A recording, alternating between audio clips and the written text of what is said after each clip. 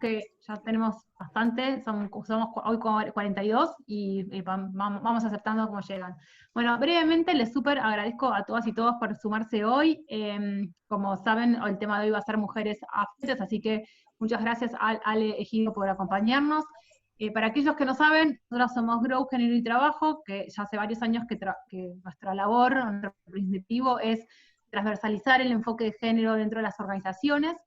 Y empezamos, digo, la pandemia creo que nos llevó y nos empujó a generar esos espacios de reflexión sobre distintos temas relacionados a género. Hoy las que va a estar, bueno, como siempre, para aquellos que saben, va a estar esta Mile, que va a estar leyendo el chat, así que cualquier pregunta, comentario, pónganlo en el chat.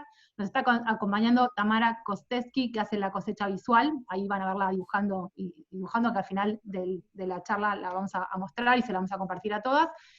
Y la persona que va a estar liderando la conversación desde el lado de Crow es Ale Conconi, que la tengo acá a mi izquierda. Ale es antropóloga, si ya se presenta, que es parte del equipo de Grow, y Ale Conconi va a presentar a Ale Ejido, y las dejo ahora con ustedes. Solamente para que sepan, ya estamos grabando este webinar, así que cualquier cosa, si alguien se tiene que ir antes, no se preocupe, que inmediatamente lo vamos a subir después a nuestro canal de YouTube, y les mandamos por mail el link tanto a cualquier información que surja hoy también, que de interés, que alguien quiera enriquecer la conversación, como a nuestro canal de YouTube y a la cosecha visual. Así que los dejo. Ale, todo tuyo. Bueno, Alejandra, vamos a presentarte. Gracias de nuevo a todos. Es muy buena la convocatoria que tenemos hoy. Y quien va a estar hablando hoy es una persona muy interesante. Alejandra Ejido nació en Cuba y vivió muchos años en Barcelona.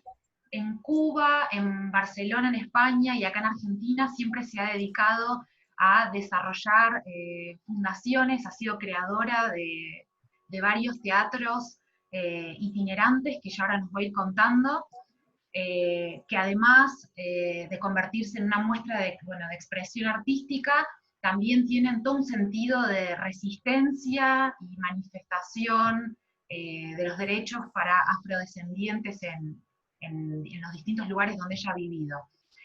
Así que no sé Alejandra, si vos querés contarnos, antes de arrancar propiamente con las preguntas, si querés contarle a todos los que hoy están participando algo más de vos.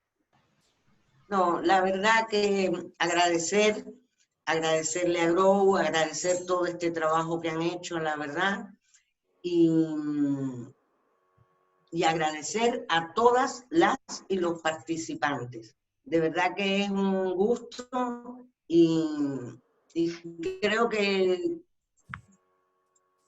vamos a conversar de tal manera que mejor es que con el trabajo sea la presentación, creo yo, ¿no?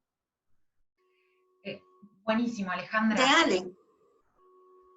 Perfecto. Bueno, bien, para arrancar, dentro de estas compañías de teatro que ha fundado Alejandra, en el año 2010 ella funda acá en Argentina la Fundación Teatro Sepia, y nos parecía muy interesante cuando ella nos contó en estos 10 años cómo fue la creación, tanto la creación de obras como la selección de textos, porque bueno, Alejandra trabaja, y nos va a también contar, trabaja con una antropóloga, Geller, y a veces con varias colaboradoras, y nos interesaba que nos contaras, a mí me contaste ya un caso muy interesante, de una afrodescendiente de la historia argentina. Contanos un poco cómo es el proceso de selección de los textos, con quién lo haces, qué figuras de alguna manera afroargentinas te han inspirado en estas búsquedas que haces. Bueno, mira, la primera obra que estrenamos en el 2010, que fue cuando iniciamos, es una obra de autoras, de dos teatristas afroargentinas, las hermanas Susana y Carmen Platero. Esta última recién fallecida en marzo de este año. Y fue ella quien me dio su obra teatral, Calungandumba, para que yo la dirigiera. Susana Platero había muerto antes y yo no la llegué a conocer. Estas dos mujeres de teatro estrenaron la obra Kalungandumba en 1976, unos meses después del golpe militar, y la repusieron en 1987, ya en la democracia, donde además conformaron la Comedia Negra de Buenos Aires, que es una entidad teatral que antecedió a nuestra compañía Teatro en Sepia. Kalunga cuenta cómo las y los esclavizados que llegaron por el puerto de Buenos Aires contribuyeron en la construcción del Estado-Nación. Lea Heller, tal como tú hablabas, antropóloga del CONICET e integrante de la compañía, y yo hicimos una convocatoria a las que acudieron actores y actrices afros e interesados en el tema. En el caso de nuestra obra, afro-latinoamericanas, de voces, susurros, gritos y silencios, se estrena de manera performática en el mismo año, en el 2010, porque es el año del Bicentenario. Entonces a mí me sorprendía que entre tantos eventos que en ese momento se preparaban en el país, no había ninguno que estuviera dedicado a la mujer negra, que tanto había luchado por la independencia de Latinoamérica. Entonces Lea y yo hicimos una selección de textos de escritoras afro. Y con las mismas actrices con las que estaba ensayando Kalungandumba, hice al mismo tiempo el montaje de afro-latinoamericanas. Se estrena en la Noche de los Museos del 2010. O sea, que un espectáculo que yo creí que iba a tener, yo qué sé, 30 personas, terminó teniendo, yo creo que 400. Recuerden que en los museos se entra, se sale, se repitió como 4 veces el espectáculo. La verdad que estaba, les juro que contentísima, contentísima, porque yo no conocía el mecanismo de entrar y salir. A mí me sorprendió, la verdad. Bueno, en este montaje, las actrices, además de interpretar textos históricos y poéticos, aparecían también a través de videos, contando su propia realidad actual, en donde el tema recurrente en casi todas las intervenciones que se hicieron así en los videos, se veía como una dificultad que como grupo étnico y por el color de piel no se podía acceder a trabajos regularizados. O sea, se pasaba de un texto histórico a un video de la propia intérprete hablando de su realidad actual. Y estaba interpretando, por ejemplo, Josefa Tenorio o Mamá Carmen, pero se pasaba en el tiempo, el pasado y el presente. Después montamos La Cadena Invisible, que habla de la violencia, pero en el ámbito privado. O sea, que no era muy usual ver la violencia desde ahí, porque era un padre que violaba a sus hijas. Al costado del camino, que es la otra obra que estrenamos después, habla de las víctimas colaterales de la violencia, o sea, los hijos y las hijas que quedan después de la muerte de la madre. Y es una obra que apoya a la ley Brisa. Todas estas obras, La Cadena Invisible, es de Carlos Ferrera, Al costado del camino es una adaptación de una obra de una autora española, Gracia Morales. Su obra es Como si fuera esta noche. Yo hice la adaptación para Al costado del camino. Y Afro-Latinoamericanas es una selección de textos que hacemos Lea y yo. Después viene No es país para negras 2, que también es teatro de autor, porque yo soy la escritora. Bueno, este texto nace de las anécdotas que durante un año oí en un proyecto que realizamos ya como asociación civil. Es decir, Teatro en Sepia en el 2015 toma como herramienta convertirse también en asociación civil bueno, con personería y con toda la estructura que hace falta para esto. Bueno, entonces, hacemos, ya como asociación, una investigación en el barrio de Villegas, en La Matanza. Ese proyecto se llamó Certificar Nuestra Existencia. Y esa investigación arrojó el mismo tema, las mismas dificultades que ya antes había arrojado afro-latinoamericanas, dificultades para acceder al mundo laboral. Por eso, No es país para negras es la historia de 3 mujeres afro que viven en una villa y que por razones personales deciden venir para Capital. Y la obra es el gran esfuerzo que hacen en conseguir trabajo que les permita pagar el alquiler y cómo además se les enreda la vida por los obstáculos que le ponen, digamos, las miles de caras de racismo que encuentran. Bueno, también No es país para negras. Yo creo que sale de lo que yo personalmente, como mujer negra, estaba viviendo en la Argentina en ese momento.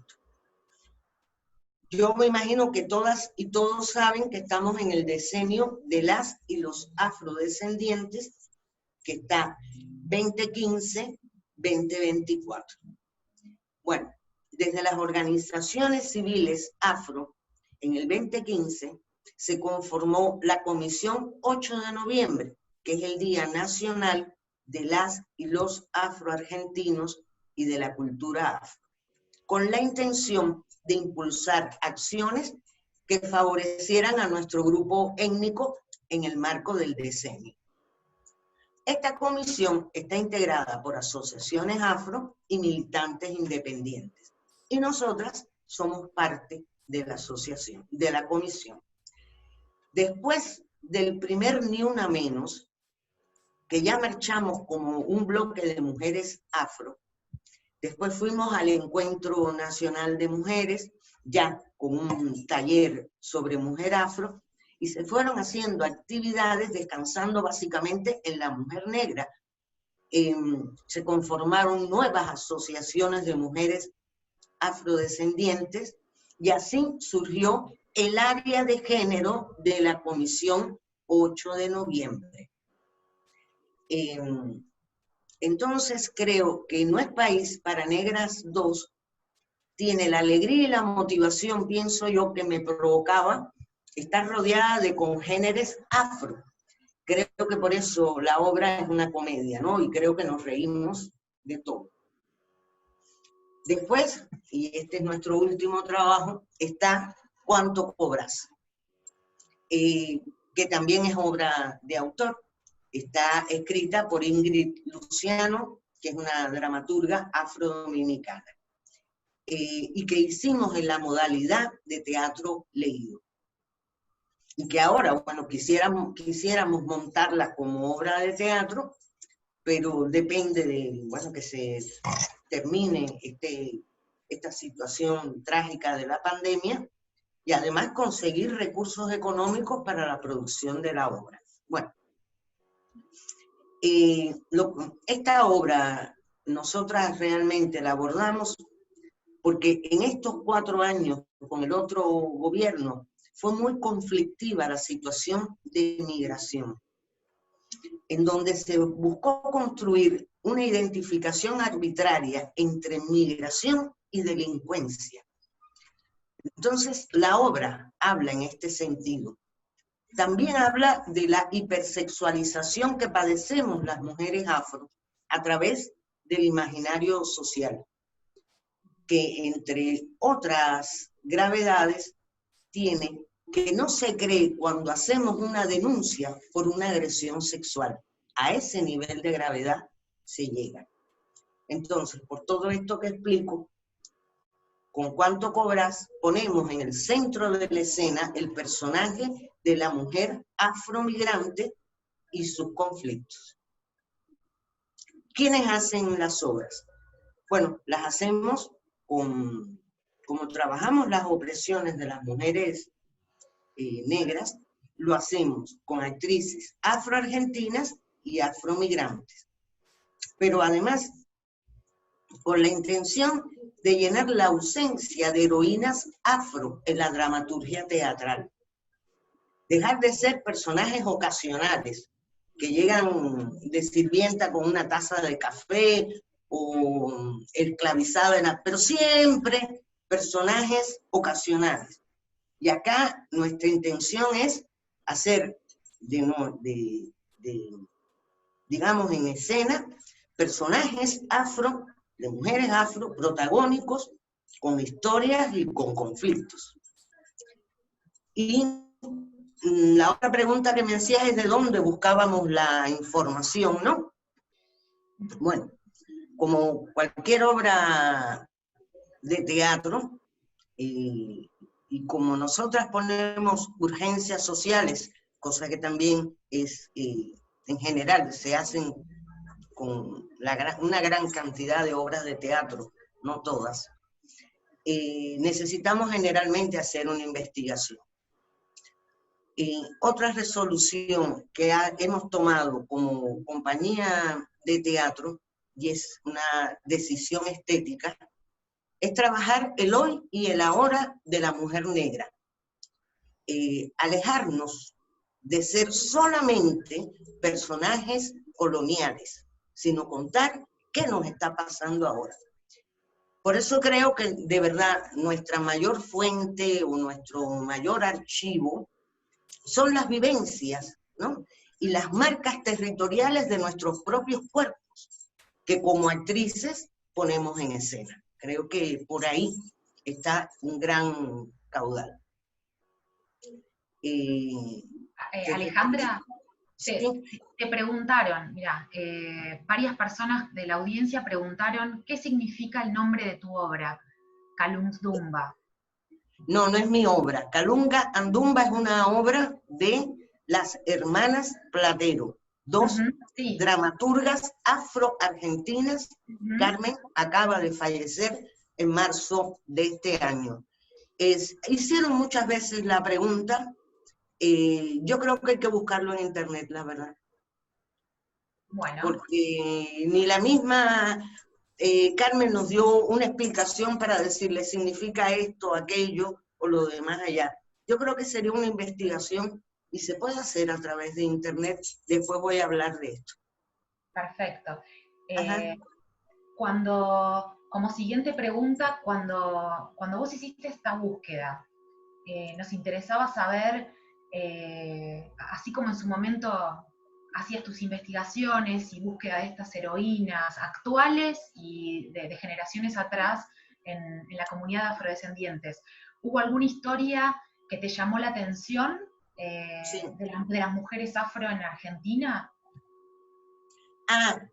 No, es que me quedé a medias en una pregunta que me habías hecho de lo que había encontrado o sea, que me hubiera motivado en las obras de teatro. Una pregunta que me habías hecho anterior al principio del bloque. Perfecto, contanos lo que quieras.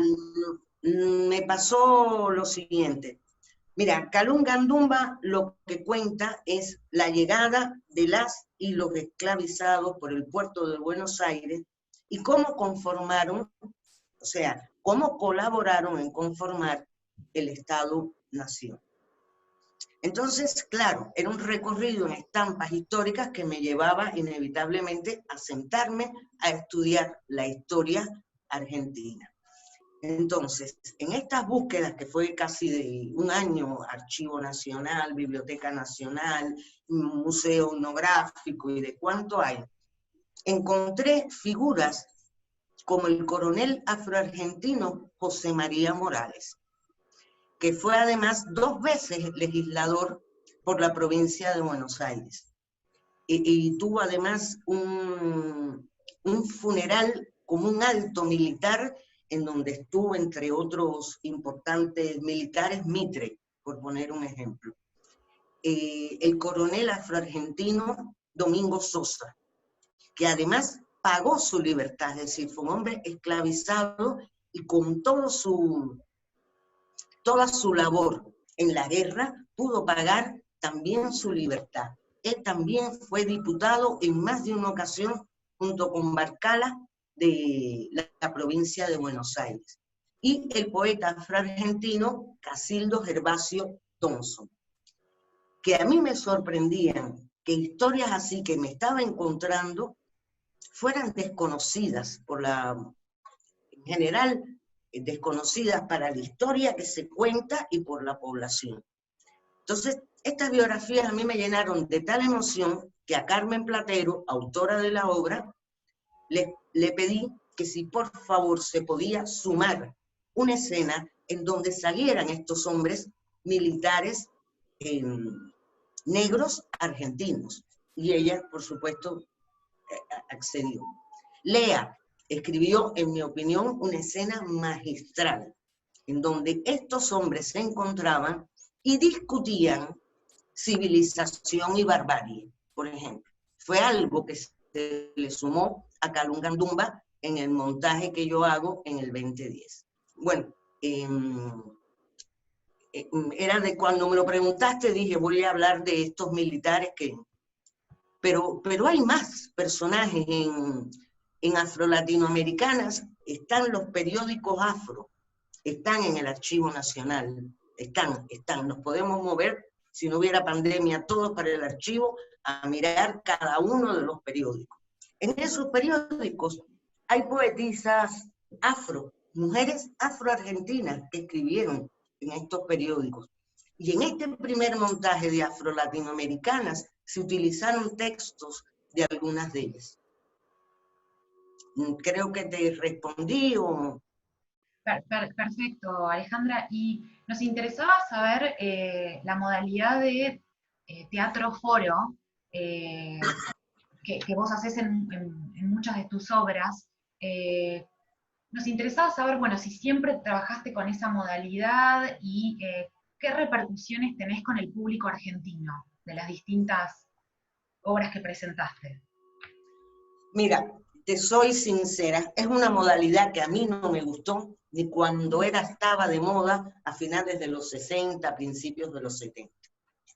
A mí siempre he creído que el foro, es una opinión, estropea el acontecimiento teatral.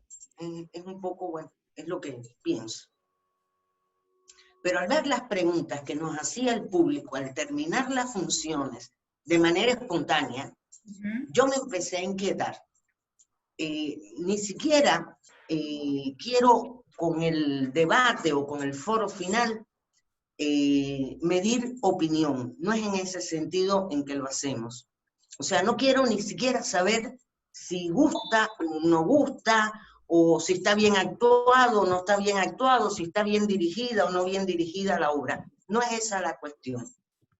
No es un valor estético lo que ando buscando en el foro. Estaría bueno que pasara, pero no sucede. A mí lo que me preocupa es la información que ofrecen nuestros espectáculos. Entonces me quedo, casi por responsabilidad como creadora, queriendo medir qué realmente ofrecimos, con qué depositamos en el público con cada uno de nuestros espectáculos. Es eso por lo que hacemos el teatro foro. Es más, en mi interés de no tener que llegar al debate al final de la función, en millones de ocasiones traté de acercarme de un programa que en un momento dado estaba en Nación y en Ciudad, y es la Escuela de Espectadores, en donde en la Escuela de Espectadores, después que termina la representación, el público te pregunta cómo fue el proceso, en fin, hay un intercambio en donde lo que se produce son responderles preguntas al público con respecto al espectáculo que vio. No sé cuántas veces traté de entrar en esa convocatoria, nunca nos aceptaron, y ya incluso no sé ni si existe, porque ya no veo noticias, pero una escuela de espectador para un teatro afro en la Argentina habría sido anillo al dedo, opino yo. Voy a ver, nos están pasando varias preguntas del público. Bueno, una de las preguntas que te quieren hacer a vos es si en los años que llevas en Argentina sentís un cambio en la receptividad a lo afro. Dicen, más allá de los últimos meses con los acontecimientos a nivel mundial, si notabas que había un progreso o un mayor interés en los últimos años. Mira, te diría que no. Y me vuelvo a parar en el debate. No conseguimos salir del asombro del público. Estamos hablando de Argentina es una de las más importantes plazas de teatro del mundo. Nosotras todas las funciones las hacemos con debate. Y no conseguimos que el público vaya más allá del asombro de ver actrices afroargentinas que obviamente ni se murieron con la fiebre amarilla ni con las guerras del Paraguay. Y de ahí no hay quien salga, no hay manera. Por ejemplo, No es país para negras. 2. La actriz que lo estrenó estaba con 8 meses de embarazo, una barriga. Nadie nunca nos preguntó cómo fue el proceso para una mujer en estado de gestación, cómo te involucras.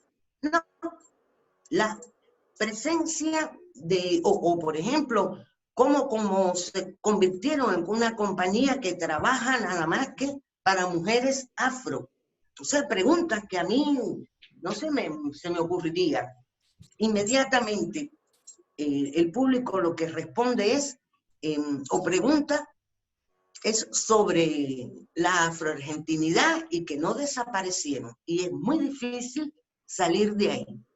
En el año antes pasado tuvimos un suceso desagradable y fue que en la Universidad de las Artes, una cátedra, que no me acuerdo cuál sería, hizo en el aula de maquillaje, hizo una clase sobre diversidad. Y lo que se les ocurrió fue tiznarse la cara y ponerse pelucas afro. Es decir, remedaron el blackface. Claro, las organizaciones afro nos alarmamos, fuimos a ver a la rectora dio todas las disculpas habidas y por haber, y empezamos como a tratar de encaminar una relación, el mundo del arte afro con la Universidad de las Artes.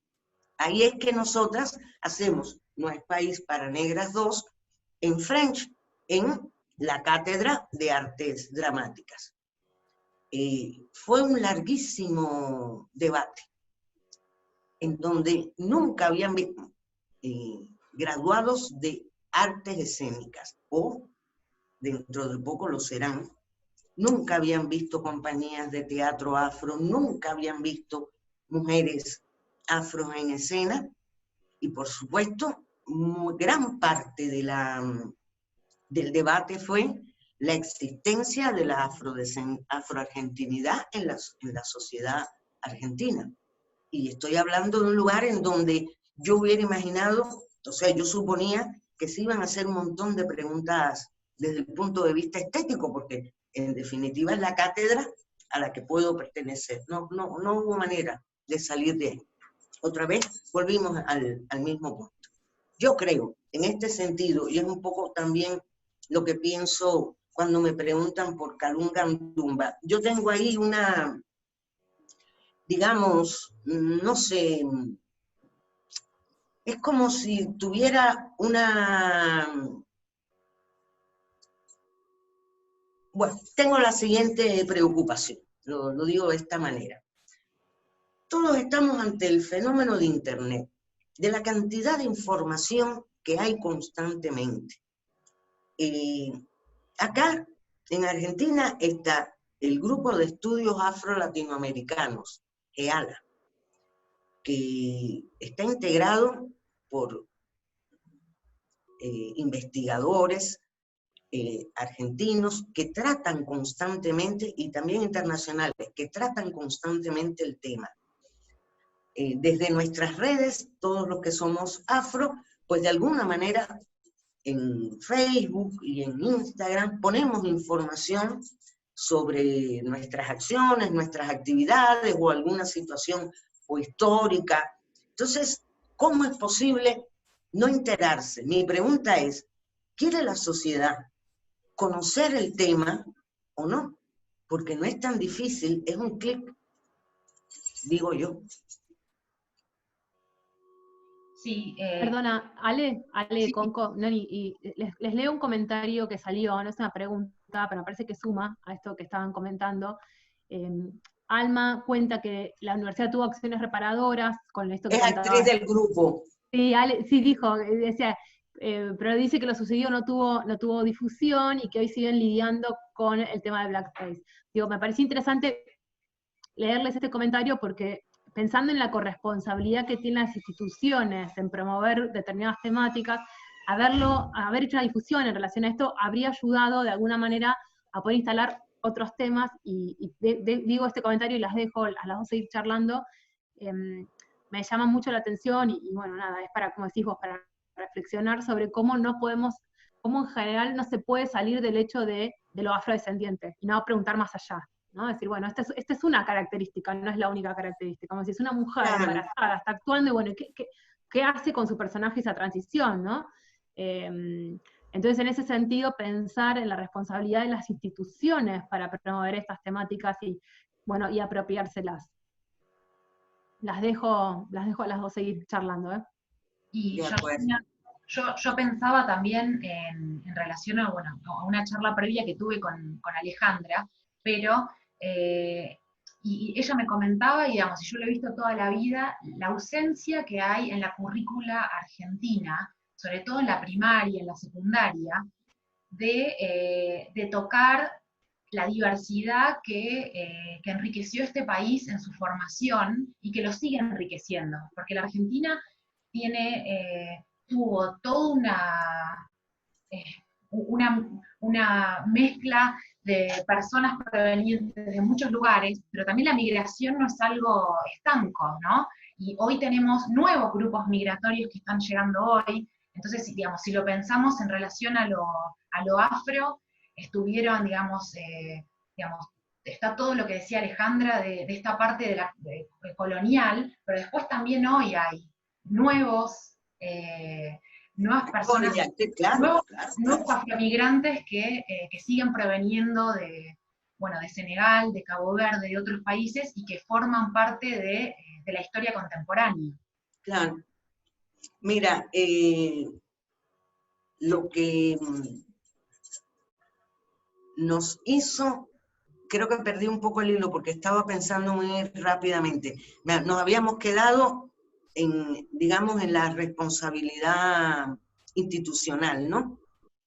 Bueno, por ejemplo, nosotras cuando nos convertimos, o sea, considerémoslo así, Teatro en Sepia, guión, asociación civil. Nos dimos cuenta que queríamos conocer, tener datos sobre la realidad socioeconómica de la mujer negra en la Argentina. ¿Por qué razón? Porque, por ejemplo, en el censo 2010, que se realizó por el INDEC, donde estuvo la pregunta sobre afrodescendencia, se aplicaron dos planillas. En una estaba la pregunta y en la otra estaba la pregunta afro, en la otra no. Además, esta planilla se aplicó, la de la pregunta afro, en algunas zonas, con lo cual, por lo menos desde el movimiento afro, tenemos la sensación de tener un resultado parcial. Entonces, no obstante, este año mismo y estos 4 años atrás, hemos estado yendo al INDEC, las organizaciones afro, porque los censos se hacen cada 10 años, es decir, habríamos estado en octubre de este año con un censo delante. Y lo que estábamos pidiendo es que la pregunta se vuelva a hacer, que sea una sola planilla quien la tenga, que por supuesto se aplique a la población en su conjunto y que haya además una campaña de concientización sobre la temática afrodescendiente. Bueno, Entonces, por la ausencia que tenemos, yo creo que en casi toda Latinoamérica, de datos desagregados sobre la realidad socioeconómica de la mujer afro, fue que nos fuimos al INDEC para conocer del censo 2010 qué datos habían recabado. Y ahí nos explican las zonas que son fuertemente afro, dentro de las cuales está La Matanza. Entonces, por ello, desarrollamos nuestro proyecto en el barrio de Villegas, Ciudad Evita, La Matanza, en la casa de una señora afroargentina, donde su núcleo familiar es numeroso de mujeres. Se reúnen para fiestas, para celebraciones o simplemente para conversar. Una vez al mes, durante casi todo el 2016, nos reuníamos y presentábamos nuestras obras teatrales en el salón de esa casa. Antes, las mujeres de la casa. Y después, esta representación la debatíamos. Asimismo, lo hicimos también con algún que otro video, según cómo iba desarrollándose el proceso de esta investigación, en donde después, cuando se terminaba ese material audiovisual, también lo íbamos debatiendo. Al cabo de unos meses nos fuimos dando cuenta que se repetían nuestras preocupaciones. Entonces pensamos que estaría bueno hacerle la pregunta, sabiendo que era una zona afro, a las demás mujeres negras del barrio. Estábamos divididas en coordinaciones, así armamos el proyecto. Yo coordinaba la actividad artística y teatral. Lea Heller hacía los relevamientos etnográficos y ella fue quien desarrolló la investigación cualitativa. Carmen Giannone, actriz de la compañía de Teatro en Sepia, fue la coordinadora, enlace entre las mujeres de Villegas y nosotras. Y Rosario Recal, que está acá, licenciada en Estadísticas y Censo, fue la que coordinó la investigación cuantitativa. Así que de esta manera, todas, que cada mes íbamos siendo más, fuimos aprendiendo a conformar las preguntas de una encuesta. La primera encuesta fue piloto, y las mujeres de Villegas se las aplicaron a las mujeres de su familia. Una vez, y esa salió muy bien, la prueba piloto, una vez comprobada la calidad de nuestro cuestionario, 7 mujeres de Villegas aplicaron cada una 20 encuestas a 20 mujeres afro de la zona. Por lo cual, la muestra de nuestra investigación, que no sé si lo dije, se llama certificar nuestra existencia, por esta frase feminista, que lo que no se dice no existe. Entonces queríamos certificar que aquí estamos y vivimos en la sociedad argentina. Nuestra muestra es de 140 entrevistas aplicadas a mujeres afroargentinas. Bueno, no sé si respondí lo que me preguntabas. Sí, totalmente, Alejandra. Por las dudas, por el tema del tiempo, una pregunta, digamos, para todos los que hoy están escuchando y después vean el video y que quieran seguirte, quieran ver tus obras, ¿les podés contar cómo son los canales, cómo te encuentran en redes sociales, con qué nombre? Bueno, no sé por qué cosa extraña de Facebook, no me dejó poner Teatro en Sepia en los 2 Facebook que tenemos, y en los 2 aparezco como Alejandra Ejido. En Instagram no es País para Negras, pero 2. Uh-huh. Y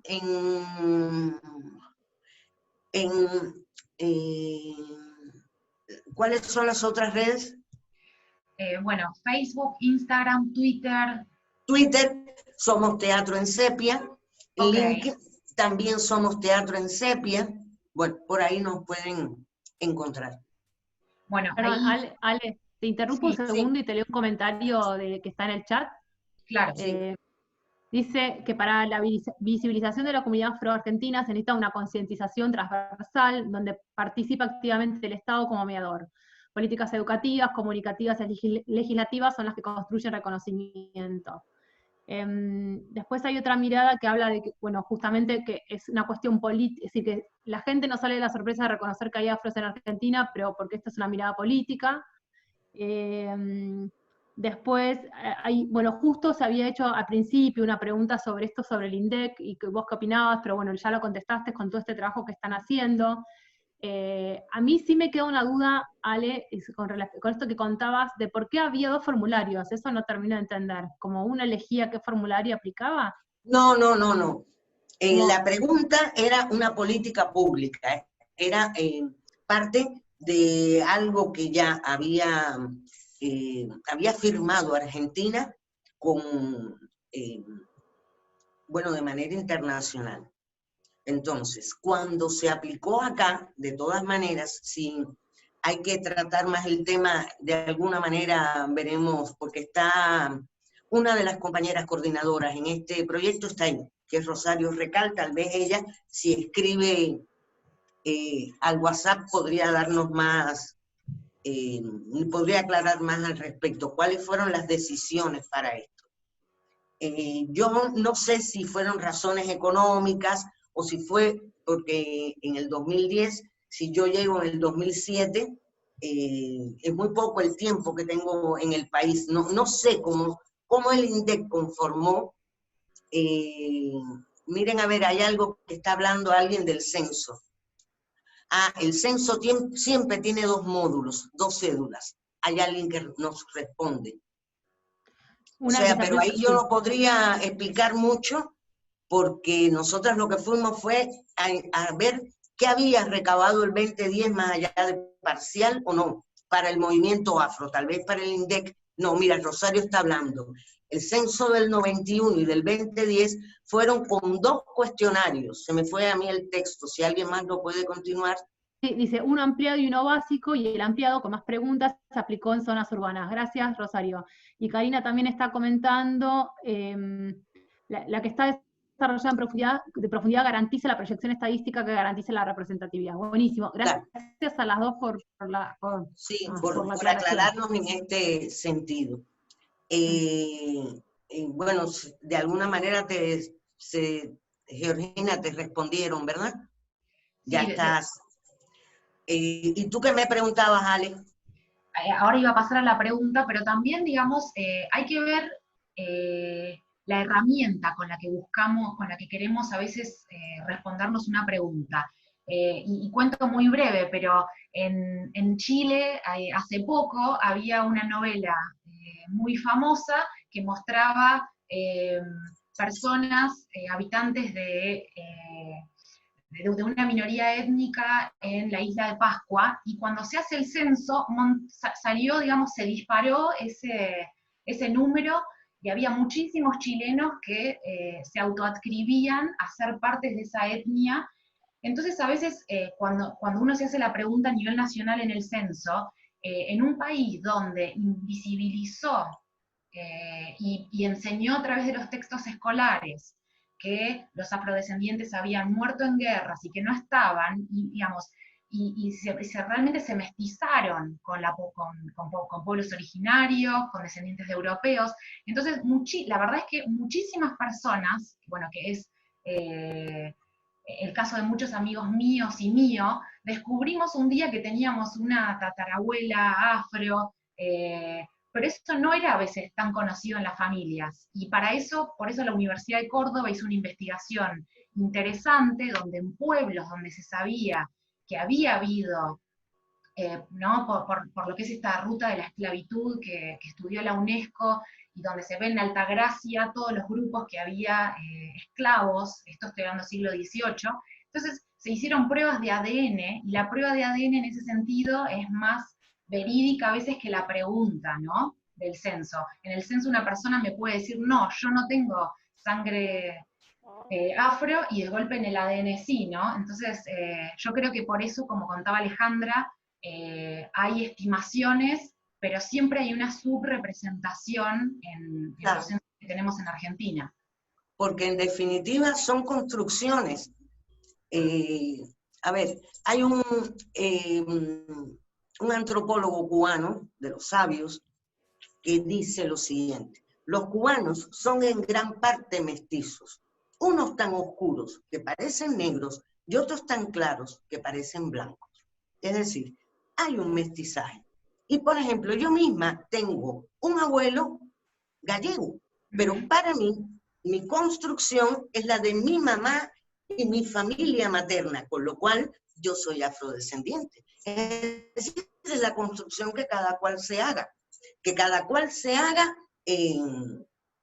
bueno, partiendo de esto, de construcciones, ¿no?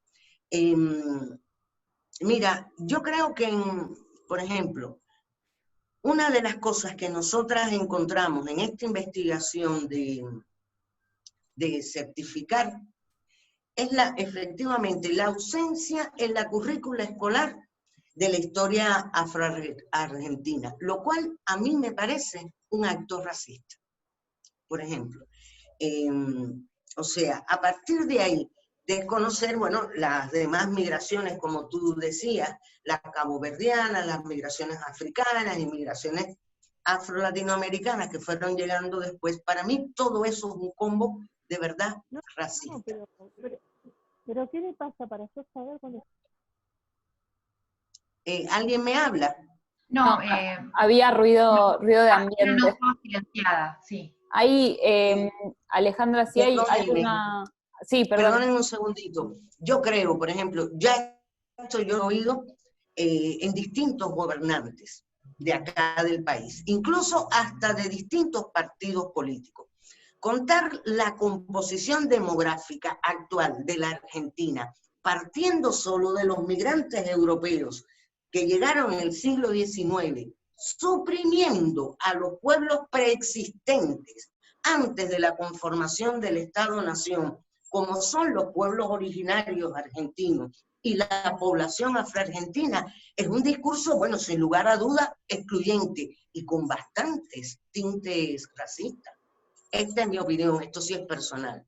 Sí, justo ahí hay un comentario de Verónica que dice que se hizo un estudio sobre el ADN en Argentina y que prácticamente el 8% de la población argentina tendría origen negro. Y aprovecho también para leerte otro comentario que había de Rafael, si podés anunciar sobre la encuesta de la relación de la comunidad con la cultura afro y el registro de artistas afro en la Argentina. Bueno, y sí, llego a ese punto. Mira, como la escuela no cuenta la historia, hubo anécdotas en este proyecto de investigación de niñas que en clases, supongamos de diversidad étnica, por poner un ejemplo, contaban en su aula ser descendientes de las y los esclavizados, ¿no? Que llegaron al puerto de Buenos Aires.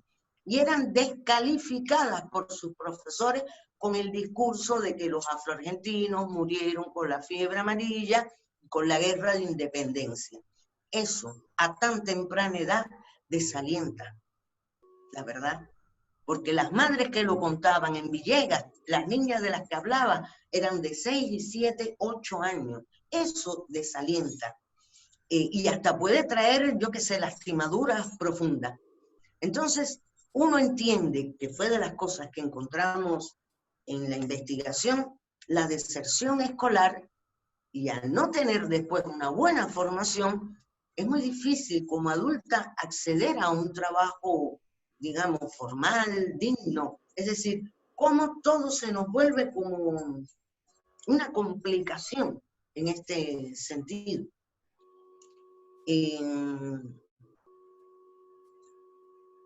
Yo creo, y tiene que ver con lo que preguntaba Rafael, nosotras mismas hasta el 13 de marzo teníamos todos los viernes de marzo en el Centro Cultural en el Rojas.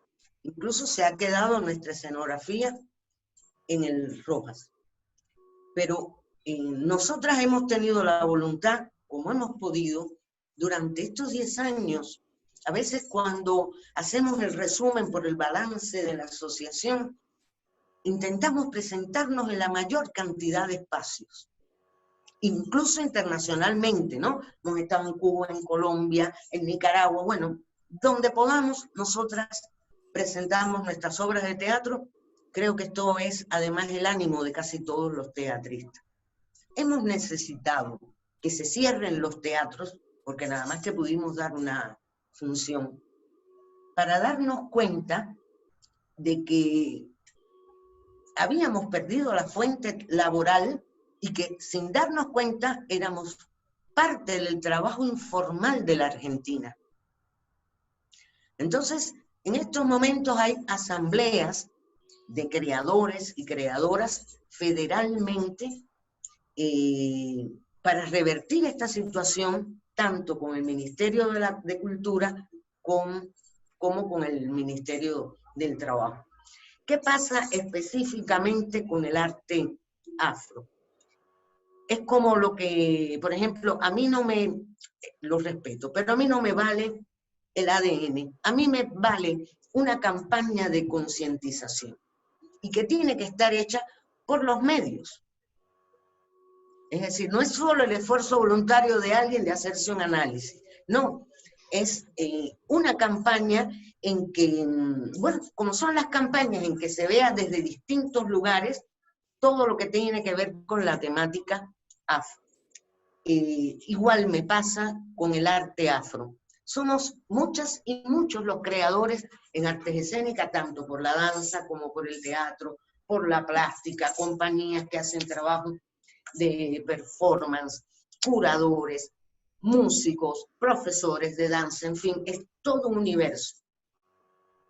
Tendríamos que tener un cupo, por ejemplo, en los espacios culturales públicos del país. Es decir, que en un momento dado todo el mundo sepa que en el año, o más de una vez, va a haber en Bellas Artes una exposición de un creador afro, o una obra de teatro en el San Martín. Es decir, hacer uso de lo que nosotros también pagamos.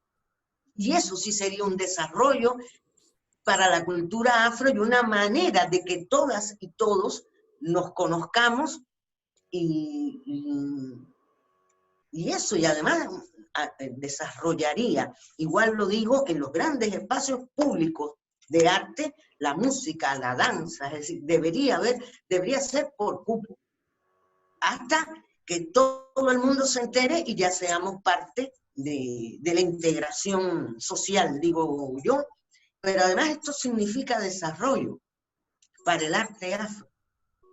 Es un poco como yo lo veo.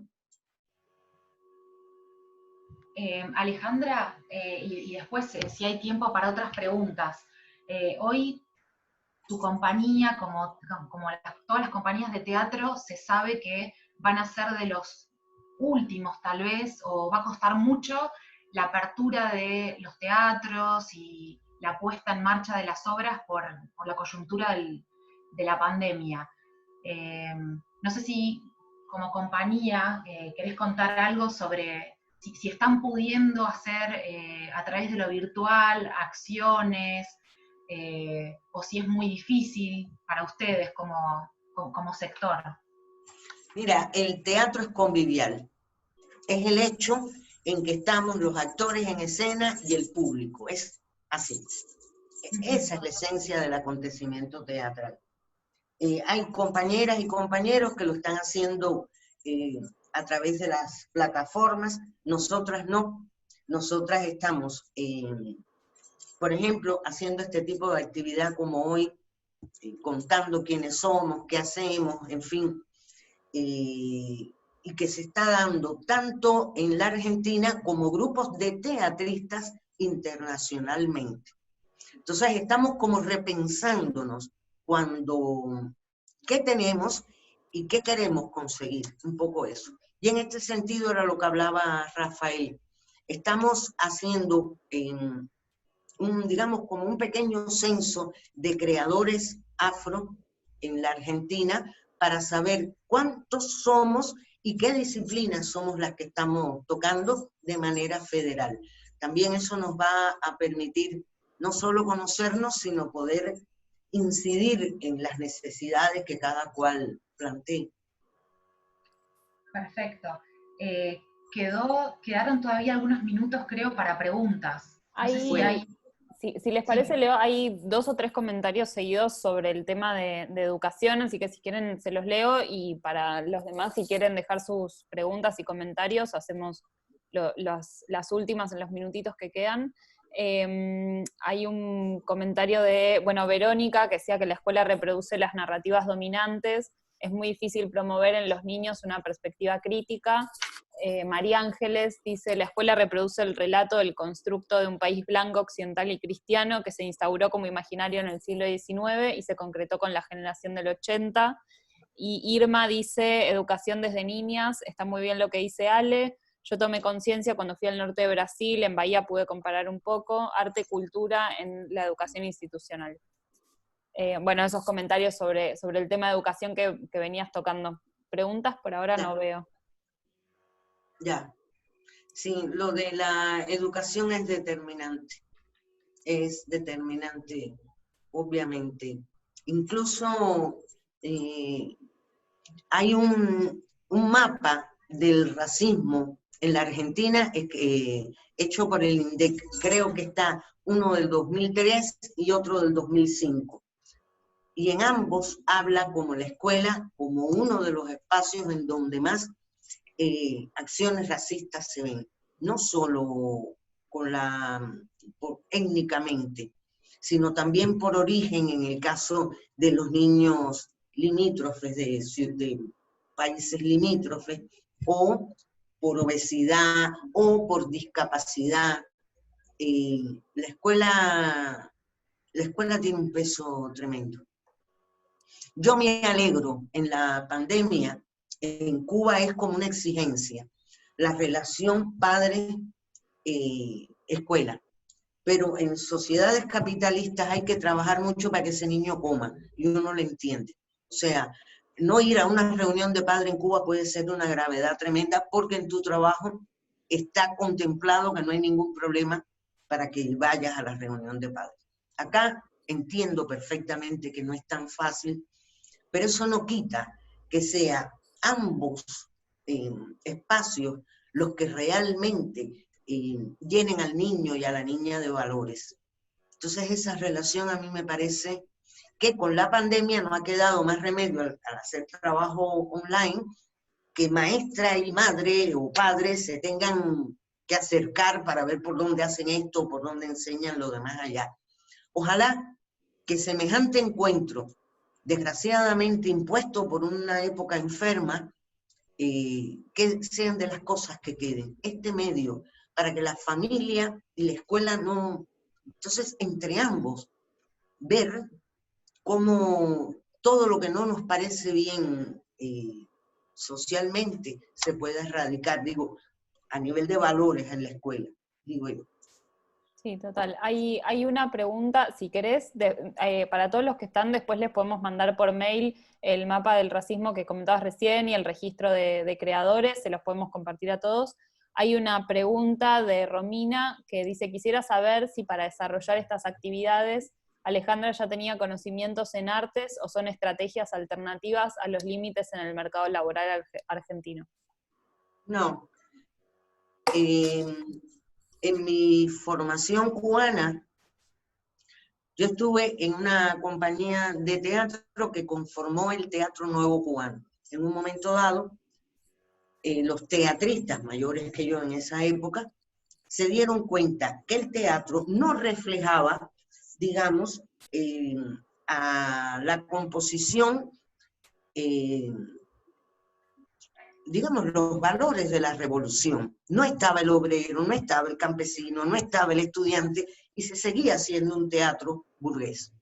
Entonces, grupos de creadores marcharon a distintos lugares de la isla. El grupo más emblemático es el grupo Escambray, que es en Santa Clara. Ustedes por el Che tendrán más o menos idea de qué zona del país hablo. Y ahí se reunieron un grupo de teatristas que salen de La Habana, muchos de ellos muy prestigiosos, y hacen la compañía Escambray, que se ocupó de investigar la realidad campesina y devolverla en espectáculos teatrales campesinos. Tanto que hay una foto preciosa de Fidel Castro hablando en La Macagua, se llamaba la zona, con los teatristas, por una obra que se llamó El Paraíso Recobrado. Y él fue hasta La Macagua a ver qué fenómeno se estaba produciendo ahí. Después aparece en Pinos Nuevos, en lo que era antes la Isla de la Juventud, la compañía de teatro Pinos Nuevos, que investigaba la realidad estudiantil y la volcaba en obras teatrales. Y yo soy la más joven de ese grupo, estoy entre las fundadoras de la Compañía Teatral Cubana de Acero, que trabajamos la temática obrera y después la devolvíamos en obra de teatro. ¿Qué sucede? Que son trabajos por no conocer el territorio, rigurosamente en que investigación y arte se unen, tanto que siempre hubo algún académico de la Universidad de La Habana, dígase, o en la carrera de sociología o de historia del arte. Entonces, entre creadores y estos graduados universitarios, enfrentábamos las preguntas, las encuestas, las aplicábamos, después llegábamos al informe total, y después todo esto se entregaba o a un autor, si iba a ser obra de autor, o si iba a ser obra de creación colectiva al equipo que iba a escribir la obra de teatro. Con lo cual, muy joven, tuve, digamos, una fortísima formación. Muy acostumbrada a trabajar en espacios no convencionales, o sea, pasaba de un teatro al salón de una fábrica, pero como un pez. No había nada que toda su formación in situ. Entonces, claro, yo siempre, pero desde Cuba, siempre he pensado que no es obras, sino se obran pensamientos en escena, realmente. Y esta frase es una frase de Cartoon. Cuando se la oí decir acá, dije, es esto el teatro que yo hago. A veces yo veo, en mi opinión, que se hace un poco arte por arte y yo no me apunto, como dicen ustedes, a eso. Bien, hay una pregunta más que si querés responderla muy brevemente, ya estamos pasadas de hora, y después no sé si Ale quiere decir algo más para cerrar, que es ¿qué reflexión te merece la reacción de la opinión pública argentina ante el asesinato de George Floyd en Estados Unidos? Mira, por supuesto que me parece bien que todos reflexionemos ante un hecho tan grave, pero lo hemos tenido cientos de veces en la punta de la nariz cada vez que hemos visto, y lo hemos visto. Por eso hablo de las responsabilidades sociales. Cada vez que vemos un policía pegarle a un senegalés porque está vendiendo en la vereda. Podía haber pasado tranquilamente. Es un poco lo que me pasa con la pandemia. Cada vez que me cuentan lo que pasa, bueno, no voy a decir España porque tengo demasiados cariños en Barcelona, pero lo que pasa en no sé dónde, digo, ¿por qué no miramos lo que me pasa a mí en Rivadavia y la cantidad de gente caminando? ¿Por qué no vamos para adentro? Bueno, también digo mi opinión. Perfecto. Ale, bueno, Alejandra, no sé si querés decir algo más, o Ale quiere decir algo más, mientras les muestro así el dibujo de Tamara, así lo pueden apreciar, después igual se los mandamos, pero mientras hacen el cierre así lo dejamos. Ay, qué bonito, gracias. Sí, la verdad que sí. Bueno, no sé si quieren decir algo más, si no ya cerramos por hoy. Perdón, Mile, solamente avisarte, Alejido, tenés un montón de mensajes agradeciéndote la charla y felicitándote. No te lo fuimos pasando, pero durante todo el tiempo, durante toda la hora, se fueron agradeciéndote la calidez. Y también hago público como este momento, es decir, seguramente te vamos a volver a invitar para hablar más sobre teatro, es decir, pensando en todo lo que hicimos nosotros el año pasado con Sagay y las recomendaciones para hacer espacios libres de violencia, entonces también como sumarte a esas discusiones. Y nada, te tomamos también nosotros la posta de ver qué es lo que desde nosotras podemos hacer para promover más esta temática, y es decir, visibilizarla, pero no quedarnos ahí, ¿no? Creo que eso lo tomamos como súper aprendizaje. Las dejo a ustedes ahora, Alex, para... Soy yo la que estoy muy agradecida a ustedes, compañeras. Muy, muy, muy agradecida. Muchísimas gracias por el trabajo, por todo como lo han llevado durante todos estos días. Desde el principio dije, esto va a salir bien porque he visto el esfuerzo que han hecho todas. De verdad, muchas gracias y por supuesto, muchísimas gracias a todas y a todos los que nos han seguido. Yo creo que hay que dejarlos descansar ya y mi agradecimiento. Sí. Muchas gracias. Gracias Alejandra, a ti también, Milena, Georgina, Paola, a todas. Gracias. Chao. Muchas gracias. Chao.